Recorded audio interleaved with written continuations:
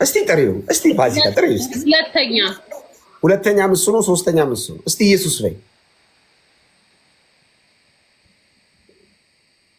እሺ ሁለተኛ ቅጣት አጠገብሽ መጽሐፍ ቅዱስ ካለ አውጥተሽ እኔ ምልሽን ታነቢያለሽ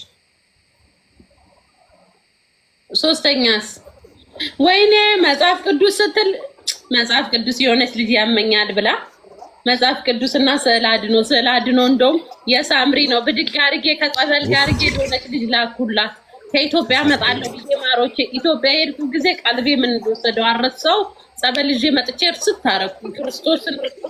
እና መጽሐፍ ቅዱስ የለኝም ግን አሁን ሲሄድ አመጣለሁ የሆነች ልጅ ሰጥቻለሁ እኔ እሺ በቃ ተይው ቀለል ላድርግልሽ አሁን ኢየሱስ ጌታ ነው በሽ የድንግል ማርያም በቃ ቆይ በቃ አሁን ምን ታደርጊያለሽ መሰለሽ ቆይ አልቀጣም ብለሻል እኔ ሳነብ ግን ጸጥ ብለሽ ትሰሚያለሽ አንብብ እኔ ምን ጨነቀኝ እንዴ ለምን አልሰማም ዝም ነው የምትይው እንዳታወሪ ኦቶሊካ ነው እሺ ፋሲካ ምን ጨነቀኝ አትበይ መጽሐፍ ቅዱስ ነው የምታምነው አረ ወይ አራት አነካካኝ አረ በእናትህ አነካካ እሺ እንዳታወሪ ዝም በይ አሁን እሺ ሆዴ ዝም በይ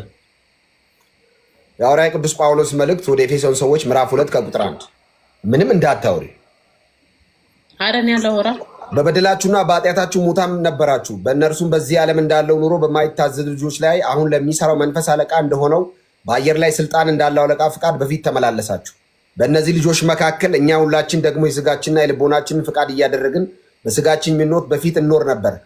አንዳንዶቻችን ደግሞ ከፍጥረቶቻችን የቁጣ ልጆች ነበር ነገር ግን እግዚአብሔር በምሕረቱ ባለጠጋ ስለሆነ ከወደደን ከትልቅ ፍቅሩ የተነሳ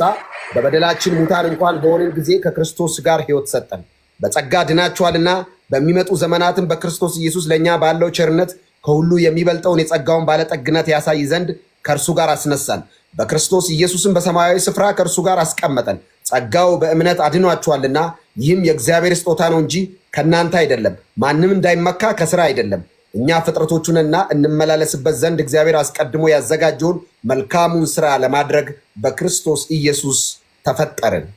ክብር ለኢየሱስ ብቻ ይሁን አሜን በይ እግዚአብሔር ይመስገን ክብር ለኢየሱስ ይሁን አሜን በይ አሜን አልኩ እኮ አሜን ክብሩ ይስፋ ከእናትና ልጁ ክብራቸው ይስፋ እንዴ አሜን አሜን አልኩ ማሬ ፈራው ነኝ ምን እያረጋችሁ ነው እንዴ ዋት ኢዝ አሜን አሜን ክብር የኔ ጌታ የድንግል ማርያም ግን እኮ ታያችሁ አይደል እንዴት እንደሚያስብ ከኢየሱስ ሰው እንዴት እንደሚያርቅ ይገሉናል አሉ ሰማችሁ ሃይማኖት ገዳይ ነው ምለው ለዚህ ነው ኢየሱስ የሌለበት ሃይማኖት በቃ ገዳይ ነው እግዚአብሔር ገስጽ ጂጂዬ ቴንክ ዩ ተባረክ ሶሪ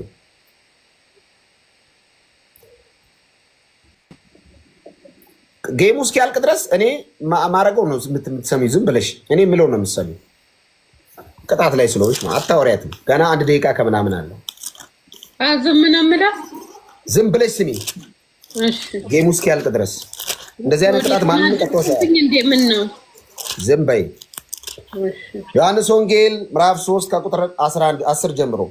ኢየሱስም መልሶ እንዲህ አለው አንተ የእስራኤል መምህር ስትሆን አታውቅምን እውነት እውነት እልሃለሁ የምናውቀው እናገራለን ያየነውን እንመሰክራለን ምስክራችንን አትቀበሉትም ስለ ምድራዊ ነገር በነገርኳችሁ ጊዜ ካላመናችሁ ስለ ሰማያዊ ነገር በነገራችሁ እንዴት ታምናላችሁ ከሰማይ ከወረደው በቀር ወደ ሰማይ የወጣ ማንም የለም እርሱም በሰማይ የሚኖረው የሰው ልጅ ነው ሙሴ በምድረ በዳ እባብን እንደሰቀለ እንዲሁም በእርሱ የሚያምን ሁሉ የዘላለም ሕይወት እንዲኖረው እንጂ እንዳይጠፋ የሰው ልጅ ይሰቀል ዘንድ ይገባዋል በእርሱ የሚያምን ሁሉ የዘላለም ሕይወት እንዲኖረው እንጂ እንዳይጠፋ እግዚአብሔር አንድያ ልጁን እስኪሰጥ ድረስ ዓለሙን እንዲሁ ወዷልና ዓለም በልጁ እንዲድን ነው እንጂ በዓለም እንዲፈርድ እግዚአብሔር ወደ ዓለም አላከውምና በእርሱ የሚያምን አይፈረድበትም በማያምን ግን በአንዱ በእግዚአብሔር ልጅ ስላላመነ አሁን ተፈርዶበታል